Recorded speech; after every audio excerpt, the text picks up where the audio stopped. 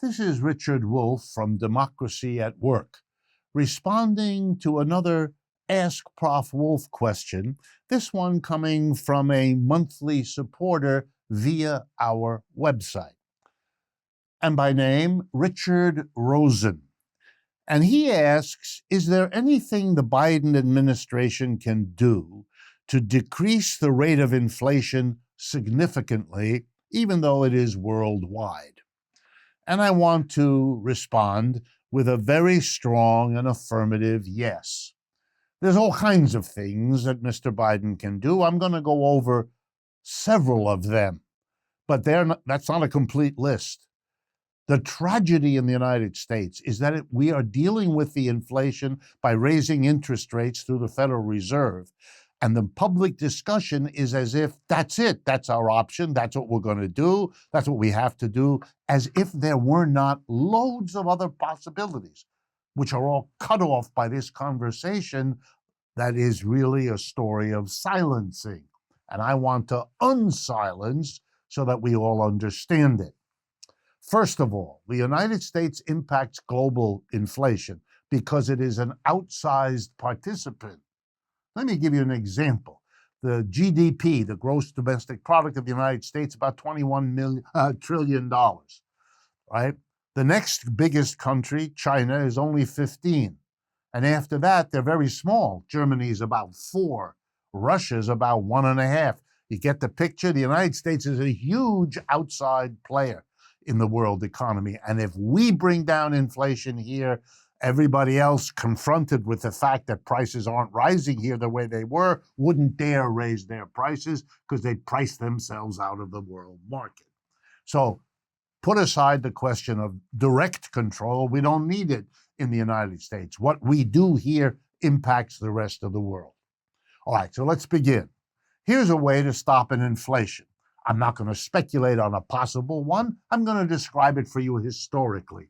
Richard Nixon, conservative Republican president, August 15th, 1971, declares a wage price freeze. He says, I'm speaking to you, Americans, on radio and television, and as of tomorrow morning, we will make it illegal for anyone to raise a price or a wage. If you do that, we will arrest you and put you in jail. Whoa, is that an option? Yes. Was it done in the United States? Yup. Has it been done in other countries? Yes. Is it an alternative to raising interest rates to stop an inflation? You bet. Is it being discussed in the United States? Nowhere, not at all, as if what I just said had never happened. Here's a second way to stop an inflation. In World War II, we had to do that.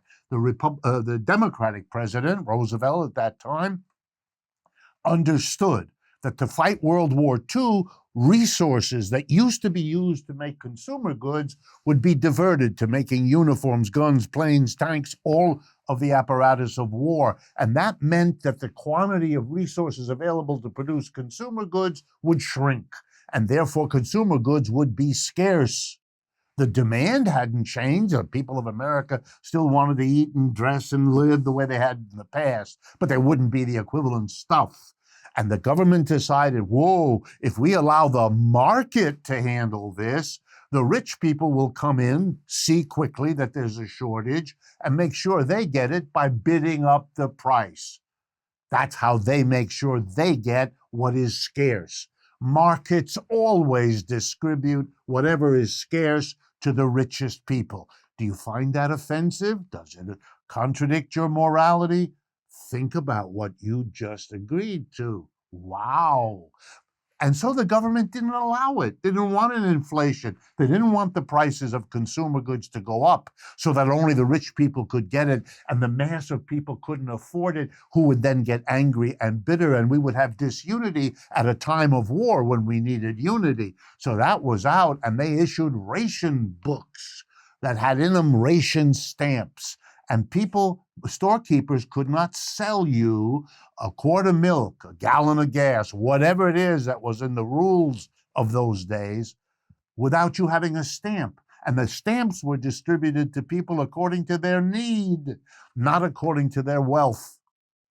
Wow. And we didn't have an inflation for that reason. We didn't allow it to happen.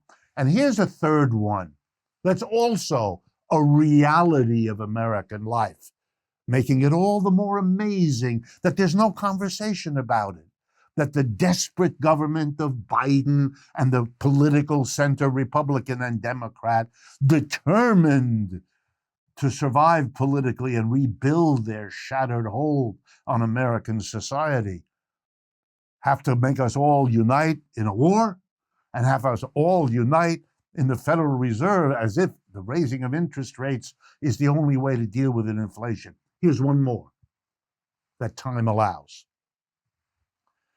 You know, we already do in this country a very interesting thing with the prices of utilities, electricity, water, things like that, and the price of insurance policies.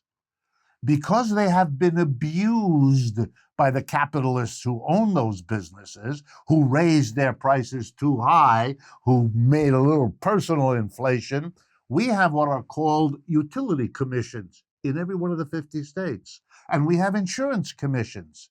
And you know what? Before an insurance company can raise a price, before a utility can raise a price, they have to go before the commission and demonstrate that it's a reasonable thing to do, which the commission has the power to reject. And that happens all the time. Well, if you don't want an inflation, why don't you do that for everything? Why don't we set up a wage price control board? Oh, wait a minute. During World War II, we had that. One of the greatest economists at that time, John Kenneth Galbraith, wrote a book, A Theory of Price Control, because he worked during the war on that board that controlled prices in this country. So don't tell us that there's nothing you can do but raise interest rates. That's a lie. That's just a lie. I've just given you rationing. I've given you wage price freeze, Mr. Dixon's thing, and I've talked about using commissions to control prices. There are others. But the important thing is to understand that if there were a political will to stop the inflation, it could be done tomorrow. But instead, it's taking months and months, and it'll be done by raising interest rates, which will mean it's harder to afford a home, harder to pay for a car, harder to carry credit. It'll hurt the mass of people as if that were the only way to go.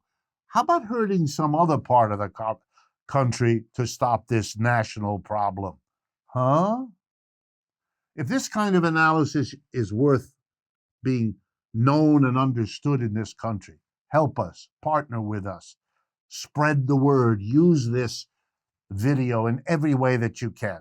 You will be a partner, you'll extend our reach, you'll make us more successful, and it'll be enormously appreciated, as will, of course, the financial support that makes all this possible. Thank you.